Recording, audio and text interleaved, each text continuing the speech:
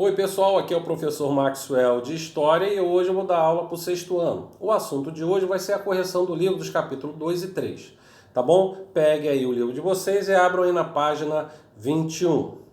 Vamos lá. Considerando as duas fontes, o texto e a pintura rupestre, respondo o que se pede. Então tem um texto lá, com certeza vocês devem ter lido, e tem uma pintura aqui rupestre feita em uma caverna, tá? Do Parque Nacional da Serra da Capivara, no Piauí. Vamos lá, número 1. De acordo com o texto e o que as pinturas rupestres representavam. Vamos lá. Elas representavam a vida das pessoas naquela época. Ponto. Há também muitos animais, como bisões, cavalo e mamutes. Número 2. Ao observar os elementos que aparecem nessa pintura rupestre, é possível definir o que foi representado e por quê. Vamos lá. A imagem retrata um dos animais cercado por figuras humanas. Ponto. Pode ser uma imagem representando um momento de caça. Número 3. Que materiais os primeiros grupos humanos usavam para realizar as pinturas rupestres, como as observadas na imagem? Vamos lá. Isso aí é até uma questão até um pouco pessoal de vocês, né? Mas eles usavam terra, pó de rocha colorida, misturando com água, usando pincéis feitos de pelo de animais e assim vai. Questão número 4. Por que os pesquisadores ainda não conhecem o significado de todas as pinturas rupestres? Resposta. Porque o passado é algo que não podemos reconstruir em sua totalidade. Ponto. O que é possível fazer é criar hipóteses e suposições com base no contexto das pinturas encontradas. Vamos lá. Virou aí a página, vamos lá para a página 29. Como vimos, a domesticação do fogo e o desenvolvimento da agricultura foram importantes para os grupos pré-históricos. Agora, responda as perguntas a seguir. Por que a domesticação do fogo foi um fato determinante para a sobrevivência dos indivíduos do Paleolítico? Resposta. Quem viveu durante esse período teve um modo de vida profundamente afetado pelos fenômenos da glaciação, porque teve um período da Terra que foi só gelo. Tanto é que tem aquele desenho animado, A Era do Gelo, fala muito desse período aí, tá? Ponto na mesma linha. A domesticação do fogo possibilitou a sobrevivência em difíceis condições climáticas, tá? Que vai ser usado o fogo para aquecer, afugentar animais que tentavam caçar e também, quando eles caçavam, pegavam a carne e cozinhavam. Quer dizer, a carne vai ser mais fácil de se mastigar e engolir, tá? O homem não vai precisar mais comer aquela carne crua. Vamos lá. Número 2, explique como a agricultura e a domesticação dos animais mudaram a história da humanidade. Vamos lá. Resposta. A agricultura permitiu a sedentarização, né, o homem se tornou sedentário, dos indivíduos que precisavam se fixar nos locais por mais tempo para garantir o cultivo dos alimentos, construindo moradias próximas das plantações. Ponto na mesma linha. Isso facilitou a vida em comunidade e o futuro desenvolvimento das sociedades mais complexas. Ponto na mesma linha.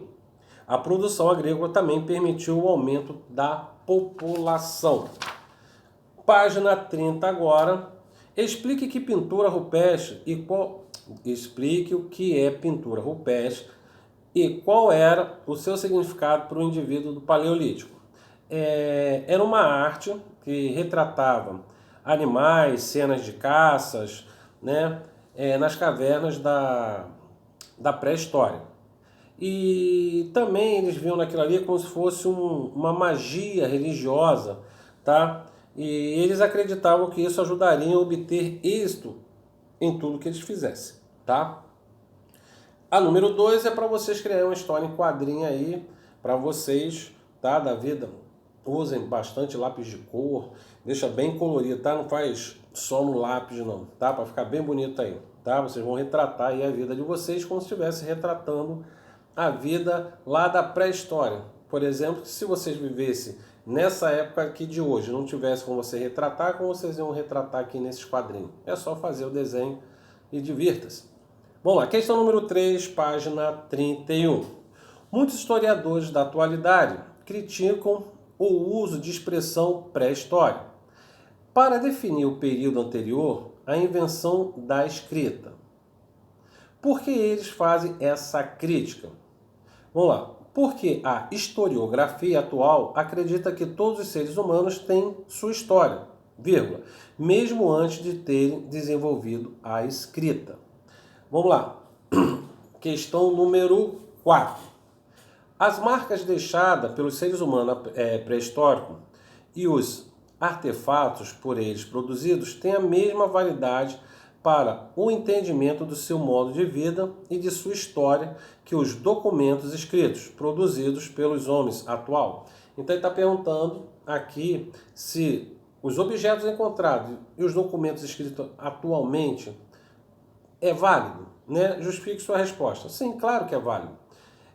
Os fósseis e os artefatos ajudam os especialistas a entender o modo de vida desses seres humanos ou de sua sociedade, que não deixaram registro de sua cultura. Então, quer dizer, aquelas pinturas ali dá para a pessoa ter uma ideia mais ou menos como esses povos da pré-história, ou melhor, período paleolítico viviam, tá? Número 5 aí é verdadeiro ou falso. A gente tem que justificar as falsas. Letra A, verdadeira. B, falso. C, falso. E D, verdadeiro. Vamos só corrigir, claro, né, as falsas.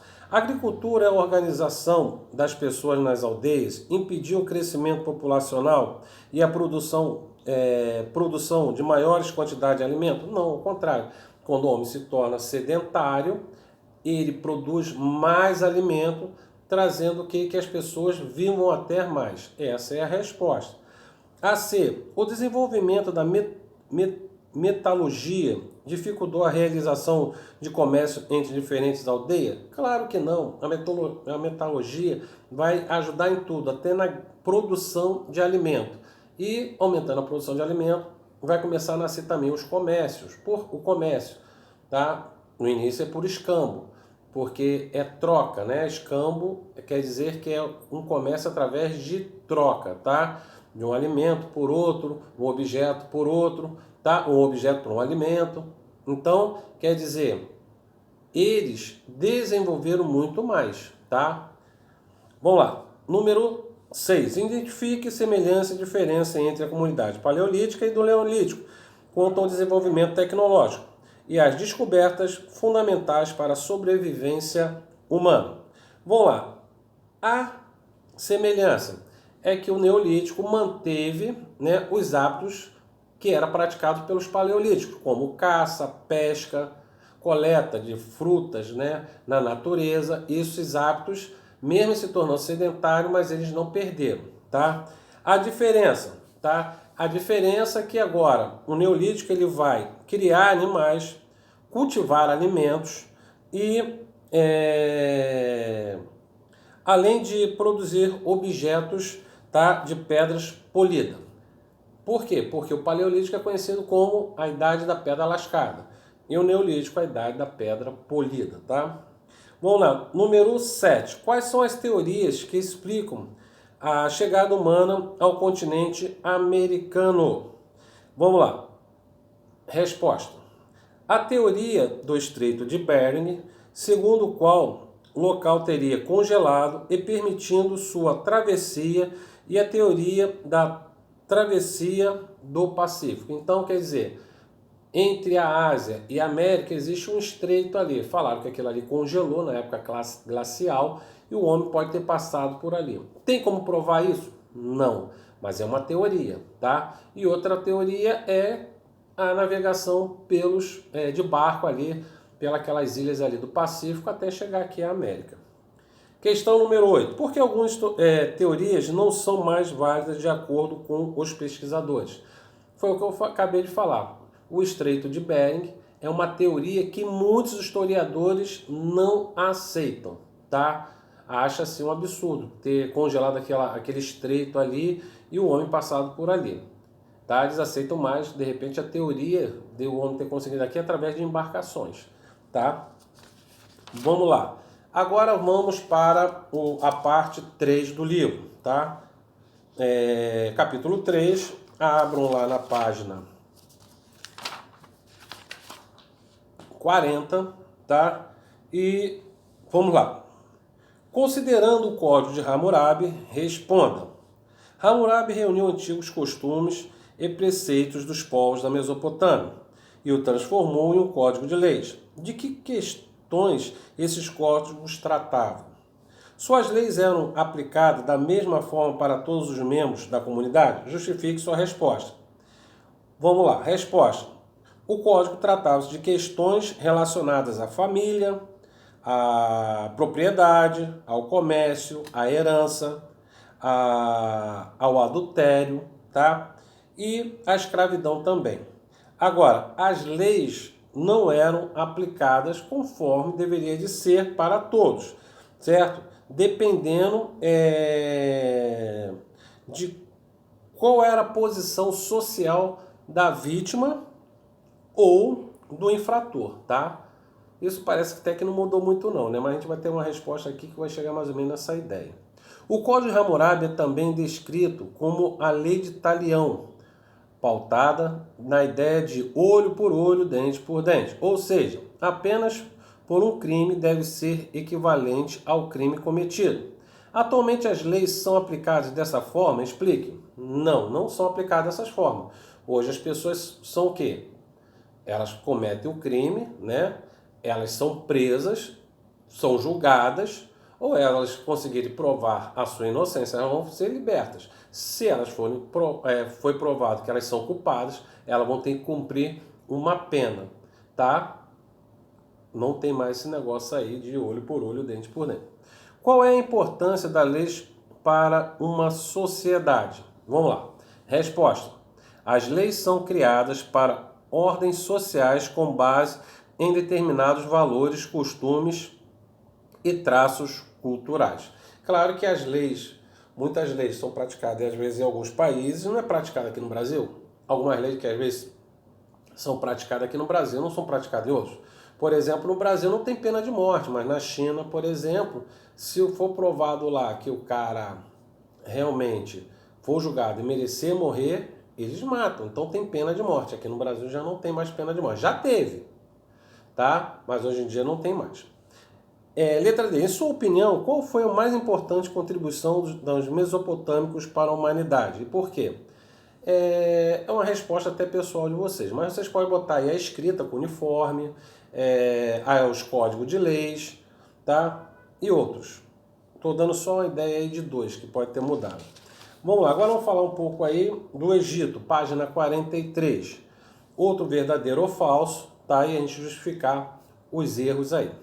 Vamos lá, a letra A é falsa, o B é verdadeiro, o C é falso, o D é verdadeiro, o E é falso. A letra B, o faraó era o chefe de estado soberano do exército e da justiça. Não, isso aqui está certo, eu li errado.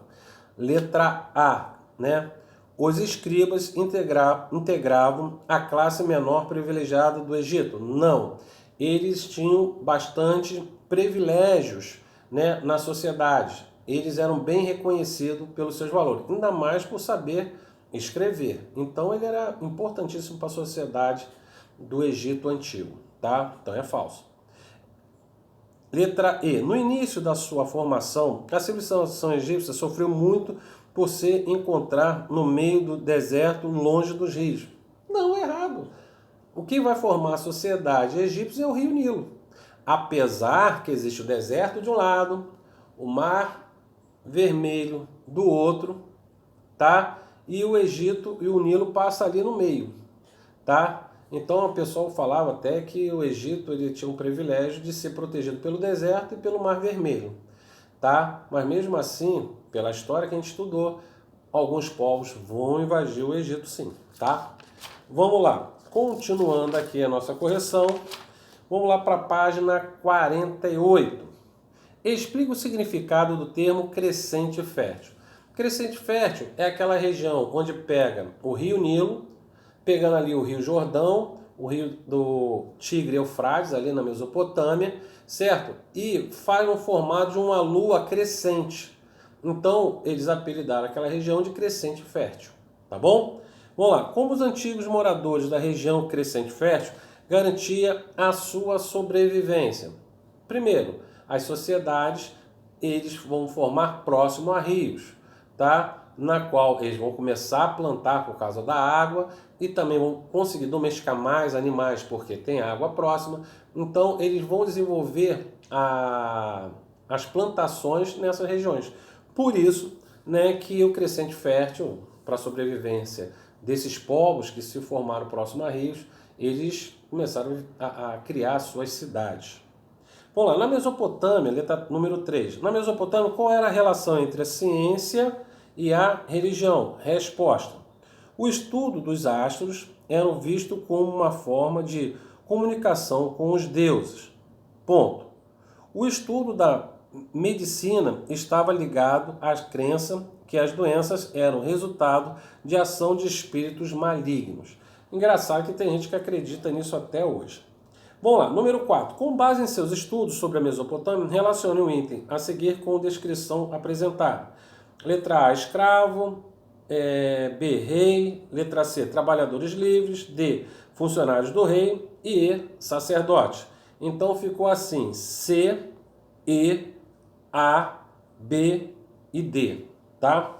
Número 5. Explique o que eram os nomos e o que eram os nomarcas. Resposta. Os nomos eram aldeias do Antigo Egito e habitadas por agricultores e criadores de animais. Os nomarcas eram o governo dos nomos, tá? Número 6. Para os antigos egípcios, o que representava a figura do faraó? Resposta. O faraó representava a união dos nomos sob a liderança de um único governo. Ponto. Ele também era considerado um grande sacerdote do Egito e a pessoa responsável pela ligação entre os deuses e os homens. Mas não esquecendo também que aqui ele esqueceu de acrescentar que o faraó, na realidade, era considerado um deus vivo. Então, o próprio faraó era uma divindade. O seu governo era um governo teocrático. Teocrático é quando o chefe do Estado também é o chefe religioso, tá? Como ele era um deus, ele não era um sacerdote. Existiam os sacerdotes e o faraó, que era o deus, tá bom? Vamos lá, 7. Como estava organizada a sociedade egípcia? Resposta. A organização social egípcia obedeceu as seguintes hierarquias. 2 pontos. Faraó, chefe militares e sacerdotes, administradores e escribas, camponeses e escravos. Número 8. Para os antigos egípcios, qual era a importância do livro dos mortos? Resposta. Era visto como um guia para a vida após a morte. Ponto. Ele continua orações e conselhos para o morto. 9. Sobre o processo de mumificação, responda. O que levava os egípcios a promover a mumificação dos seus mortos, né? Vamos lá. Ponto. Resposta. O fato de acreditarem na imortalidade do corpo e da alma. Então eles acreditavam na imortalidade. Eles morriam, mas eles acreditavam que voltaria do mundo dos mortos. Letra B. Todos os egípcios tinham condições de passar pelo processo de mumificação? Não. Tá? A mumificação era um processo demorado e caro. Ponto na mesma linha. Ela se popularizou ao longo do tempo, mas não era praticado por todas as pessoas. Tá? Normalmente eram pessoas assim, primeiro, claro, o faraó, depois aqueles nobres. Tá? Escribas, sacerdotes também, às vezes, alguns deles eram mumificados. Número 10. Com base no que você estudou sobre a Mesopotâmia e Egito, classifique as afirmações a seguir conforme as características de cada região. Mesopotâmia 1, Egito 2. Vamos lá. A primeiro parênteses aí é 2, depois 1, 1, 2, 1, 2. Espero que vocês tenham pego aí direitinho aí a nossa correção aí do capítulo 2 e o capítulo 3, tá? Preste atenção aí na hora de vocês escreverem, não deixem de fazer, tá? Para não deixar assim, sem fazer não tem como você aprender. Então, vocês têm que ver o vídeo e fazer, para aprender mais, tá bom? Pessoal, então a gente fica por aqui nessa videoaula e até a próxima. Claro, videoaula e a gente se encontra por aqui. Um abraço, tchau!